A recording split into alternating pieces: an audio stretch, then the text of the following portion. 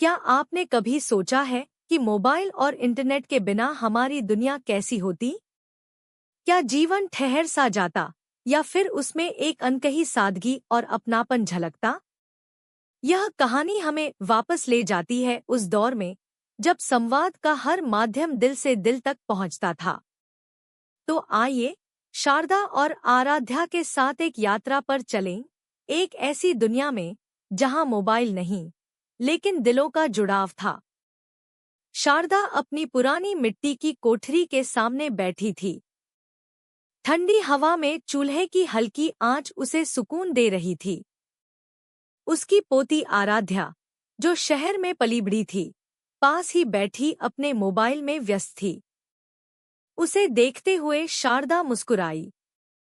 आराध्या ने अचानक सिर उठाकर पूछा, दादी, आपके जमाने में तो मोबाइल नहीं था। तब आप लोग कैसे रहते थे? क्या करते थे पूरे दिन? शारदा ने उसके सिर पर हाथ फेरा और हंसते हुए कहा, तू क्या जाने, बेटी, हमारे समय में जिंदगी कितनी खूबसूरत थी। बिना मोबाइल, बिना टीवी और बिना किसी भागदौड़ के हम जीते थे एक सच्ची और सजीव दुनिया में। सुन, तुझे एक कहानी सुनाती हूँ। आराध्या ने अपना फोन एक तरफ रखा और शारदा के पास आकर बैठ गई। दादी ने कहना शुरू किया, यह 1970 के दशक की बात है। हमारा गांव चंदनपुर हरियाली और तालाबों से भरा था। हर सुबह सूरज की पहली किरण के साथ दिन शुरू होता था। लोग अपने खेतों में मेहनत करते और शाम को चौपाल पर सब मिलकर बातें करते। गांव में एक रघुवीर नाम का डाकिया था। वह रोज अपनी साइकिल पर आता और चिट्ठियां बांटता। उसकी साइकिल की घंटी की आवाज सुनते ही लोग बाहर आ जाते। हर चिट्ठी में किसी की कहानी छिपी होती थी।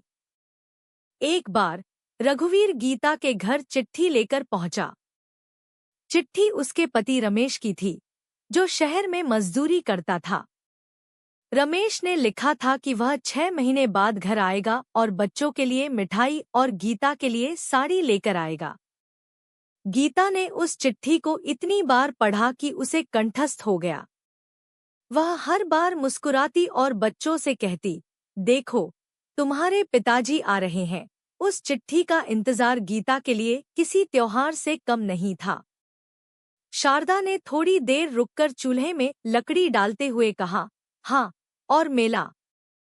मेला तो हमारे लिए किसी सोशल मीडिया से कम नहीं था। साल में 2 बार मेला लगता था।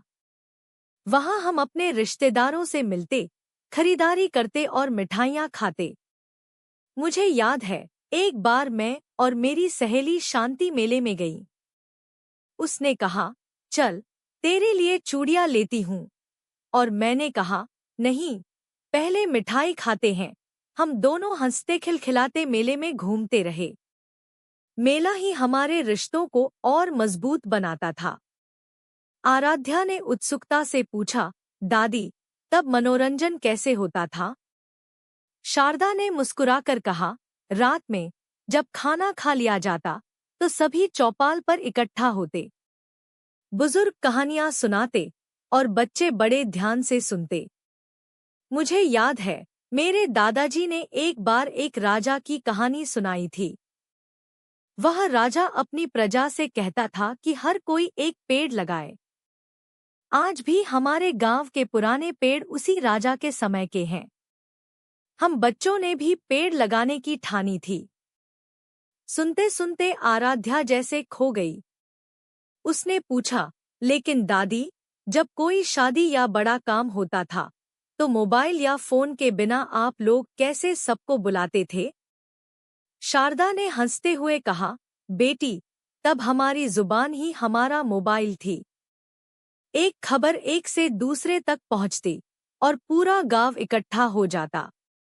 जब रामदीन के बेटे की शादी हुई तो गांव वालों ने मिलकर 500 मेहमानों को खाना खिलाया। दूल्हे के लिए गहने, घोड़ी और यहाँ तक कि कपड़े भी लोग मिल बांट कर लाते थे। शारदा ने आराध्या की ओर देखा और कहा, हमारे समय में कोई अकेला नहीं था। हर दुख सुख में गांव के लोग एक साथ होते थे। और सबसे बड़ी बात, हमारे पास समय था अपने लिए, अपने परिवार के लिए। आराध्या ने दादी का हाथ थामा और कहा, दादी, आपकी जिंदगी सच में बहुत खास थी। मैं भी कोशिश करूंगी कि मोबाइल से थोड़ा दूर रहकर अपनों के साथ ज्यादा समय बिताऊं। शारदा ने उसे गले लगाया और कहा, बेटी, यही सच्चा सुख है। रिश्ते, अपनापन और सादगी, यही जीवन का असली खजाना है। आराध्या ने दादी के साथ समय बिताने की ठानी। उसने अपना मोबाइल एक कोने में रख दिया और अगले दिन की शुरुआत दादी के साथ गांव की सैर से की। सुबह सूरज की पहली किरण के साथ दोनों खेतों की ओर चल पड़ी। रास्ते में ठंडी हवा में पेड़ों से आती मिट्टी की महक और पक्षियों की चहचहाहट आराध्या को नई दुनिया में ले गई। रास्ते में उन्हें रघुवीर डाकिया अपनी साइकिल पर आता दिखा। उसने मुस्कुराते हुए सुनैना को एक चिट्ठी दी। चिट्ठी पढ़ते हुए सुनैना की आंखों में खुशी छलक आई। आराध्या ने पूछा, दादी, किसकी चिट्ठी है? शारदा ने जवाब दिया, तेरे चाचा की।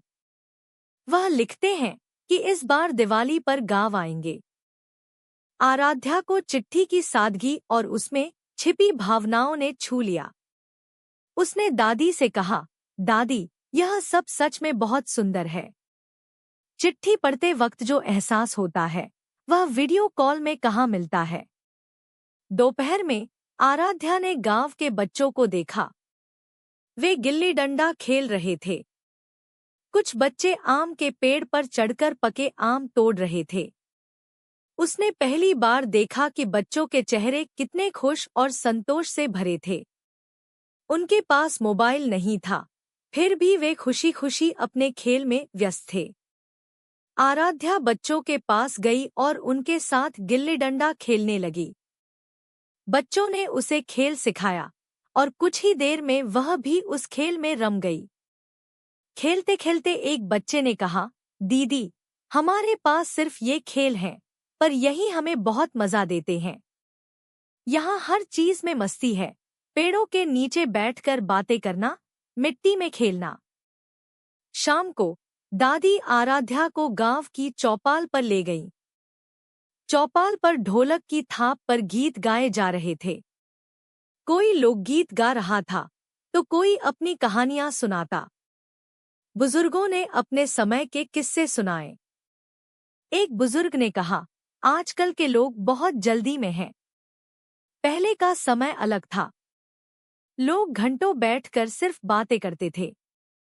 अब सबके पास मोबाइल है, लेकिन किसी के पास समय नहीं है। आराध्या ने महसूस किया कि यह चौपाल सच में खास थी। यहाँ हर कोई एक दूसरे से जुड़ा था। उसने सोचा, शहर में तो मैं दिन भर मोबाइल पर रहती हूँ, लेकिन वहाँ ऐसा अपनापन कभी महसूस नहीं होता। गांव में बिताए कुछ दिनों ने आराध्या के नजरिए को बदल दिया। उसने महसूस किया कि पुराने समय में भले ही आधुनिक सुविधाएं नहीं थी, लेकिन जीवन में सच्चाई और रिश्तों की गर्माहट थी। जब वह वापस शहर लौटी, तो उसने अपने दोस्तों और परिवार के साथ समय बिताने की आदत डाली। उसने मोबाइल का उपयोग कम कर दिया और हर महीने अपने दादा दादी को चिट्ठी लिखने का वादा किया। अब आराध्या की जिंदगी में एक नई सादगी और संतुलन आ गया था। उसने समझा कि जिंदगी की असली खूबसूरती रिश्तों और अपनों के साथ बिताए गए समय में है, न कि किसी स्क्रीन पर। इस कहानी की सीख यह है कि जीवन की असली खुशियां और संतोष उन पलों में छिपे हैं जो हम अपने परिवार, दोस्तों और अपनों के साथ बिताते हैं। तकनीक चाहे कितनी भी उन्नत हो जाए, वह कभी भी इंसानी जुड़ाव, रिश्तों की गर्माहट और सच्चे अपनेपन की जगह नहीं ले सकती। हमें अपनी जड़ों और रिश्तों से जुड़े रहकर जीवन की सरलता और सच्चाई का आनंद लेना चाहिए। दोस्तों, चैनल को लाइक और सब्सक्राइब जरूर करें और बेल आइकन को दबाना ना भूलें।